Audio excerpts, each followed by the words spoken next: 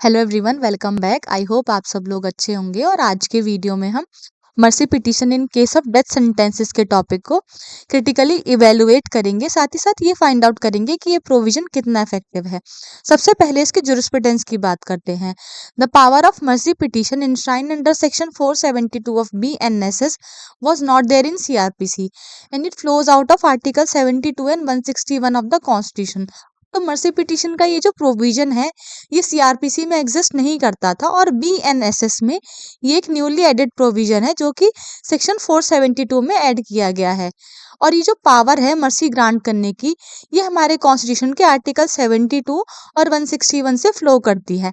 अब क्योंकि ये लॉ कॉन्स्टिट्यूशन में ऑलरेडी ले डाउन था इसलिए बीएनएसएस में हमने इसे ऐड किया है ताकि मर्सी पिटीशंस का टाइमली डिस्पोजल हो सके और एक fix time limit lay down की जा सके कि इतने टाइम पीरियड में मर्सी पिटीशन डिसाइड हो जानी चाहिए, जिससे जितने भी प्रोसीजरल डिलेज हैं उनको अवॉइड किया जा सके। क्योंकि बहुत सारे केसेस में ये ऑब्जर्व किया जाता था कि मर्सी पिटीशन सालों तक पेंडिंग पड़ी रहती थी। अब इस प्रोविजन को डिटेल में समझते हैं। सबसे पहले सबसेक्शन 1 की बात करते हैं। सेक्शन 472 का सबसेक्शन 1 हमें बताता है कि मर्सी पिटीशन फाइल करने का लिमिटेशन पीरियड क्या होगा। ये ले डाउन करता है कि जब भी किसी पर्सन को डेथ सेंटेंस से कन्विक्ट किया जाता है और अगर उसने अभी तक अपनी मर्सी पिटीशन फाइल नहीं की है तो वो 30 दिन के अंदर अंदर अपनी पिटीशन को फाइल करेगा। अब ये 30 दिन का टाइम पीरियड कब से कैलकुलेट किया जाएगा? जब से सुप्रिटेंडेंट ऑफ जेल उस कन्विक्टेड पर्सन को इन्फॉर्म करता है कि उसकी रिव्यू, अपील या special leave petition supreme court ने डिसमिस करती है या फिर हाई कोर्ट ने उसके डेथ सेंटेंस को अपनी कंफर्मेशन दे दी है और सुप्रीम कोर्ट में अपील फाइल करने का टाइम पीरियड एक्सपायर हो गया है। फर्दर अगर हम सबसेक्शन 2 की बात करें तो वो हमें बताता है कि मर्सी पिटीशन पहले गवर्नर को प्रेजेंट की जाएगी and it is only after his rejection और disposal the petition shall lie to president that too within a period of 60 days. अब ये जो प्रोविजन है ये हमारे कॉन्स्टिट्यूशन के स्टार्क कॉन्ट्रास्ट में है या फिर कॉन्ट्राडिक्शन में है, क्योंकि हमारे कॉन्स्टिट्यूशन का कोई भी प्रोविजन प्रेसिडेंट को एम्पावर नहीं करता कि वो गवर्नर के ऑर्डर्स का रिव्यू कर सके, specially in case of mercy petition. This provision is against the spirit of the constitution and hence it is a bad piece of legislation.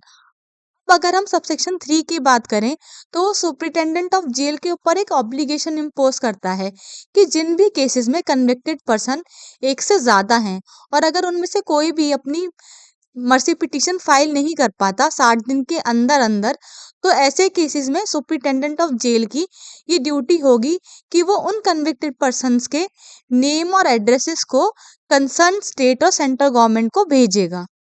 Further अगर हम सबसेक्शन 4 की बात करें तो वो हमें बताता है कि स्टेट गवर्नमेंट अपने कमेंट्स देगी सेंट्रल गवर्नमेंट को और central government in turn recommendations present करेगी प्रेसिडेंट को ताकि प्रेसिडेंट टाइमली उस मर्सी पिटीशन को डिसाइड कर सके। अब सेंट्रल गवर्नमेंट के जो रिकमेंडेशंस होंगे वो प्रेसिडेंट के पास 60 दिन के अंदर अंदर पहुंच जाने चाहिए। ये 60 दिन के टाइम पीरियड कब से कैलकुलेट किया जाएगा? जब से स्टेट गवर्नमेंट के कमेंट्स और सुप्रिटेंडेंट ऑफ जेल के रिकॉर्ड्स रिसीव हो जाएंगे सेंट्रल गवर्नमेंट को। फर्दर ये सब सेक्शन इस मैटर पे साइलेंट है कि क्या गवर्नर को भी ऐसे रिकमेंडेशंस दिए जाएंगे जब वो मर्सी पिटीशन डिसाइड करेगा, जैसे कि ऊपर हमने प्रेसिडेंट के केस में देखा।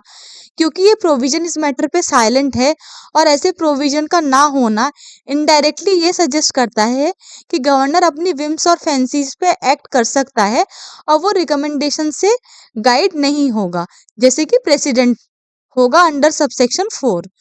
फर्दर अगर हम सबसेक्शन 6 की बात करें तो वो सेंट्रल गवर्नमेंट को एम्पावर करता है कि प्रेसिडेंट का जो भी ऑर्डर होगा वो with in 48 hours central government communicate करेगी डिपार्टमेंट ऑफ स्टेट को और सुप्रिटेंडेंट ऑफ जेल को ताकि उस ऑर्डर का फर्दर फॉलो अप हो सके और उसको इम्प्लीमेंट किया जा सके। अब अगर हम सबसेक्शन 7 की बात करें तो वो हमें बताता है कि प्रेसिडेंट या गवर्नर का जो भी ऑर्डर होगा उससे कोई भी अपील लाई नहीं करेगी and any question as to arriving of such decision by president और governor shall not be enquired before court. हालांकि जनरल रूल यही है कि प्रेसिडेंट या गवर्नर के ऑर्डर्स का जुडिशियल रिव्यू नहीं हो सकता, लेकिन ये कोई एब्सोल्यूट रूल नहीं है। और ऐसे केसेस में जहां भी प्रेसिडेंट या गवर्नर आर्बिट्रेरीली एक्ट करते हैं, तो उन केसेस में कोर्ट हमेशा इंटरफेयर कर सकती है, जैसे कि मारू Ram versus union of India के केस में, या फिर state of Haryana versus Jagdish के केस में ऑब्जर्व किया गया था।